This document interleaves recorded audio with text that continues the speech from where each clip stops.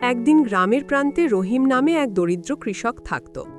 তার একমাত্র সম্পদ ছিল একটি সাদা ছাগল, নাম ছিল চাঁদা। রহিম প্রতিদিন সকালে চাঁদাকে নিয়ে মাঠে যেত, ঘাস খাওয়াতো, পানি দিত, আর তার সাথে গল্প করত যেন চাঁদাই তার সবচেয়ে কাছের বন্ধু। একদিন হঠাৎ প্রচণ্ড বৃষ্টি শুরু হলো, মাঠে পানি জমে গেল। বজ্রপাতের শব্দে চাঁদা ভয় পেয়ে দৌড়ে পালিয়ে গেল। রহিম সারা রাত ভিজে ভিজে তাকে খুঁজল, কিন্তু পায়নি।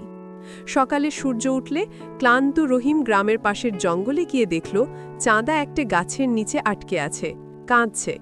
রহিম দৌড়ে গিয়ে তাকে বুকে তুলে নিল। চোখে পানি নিয়ে সে বলল, তুই আমার ধন, তোরে হারালে আমি কিছুই না।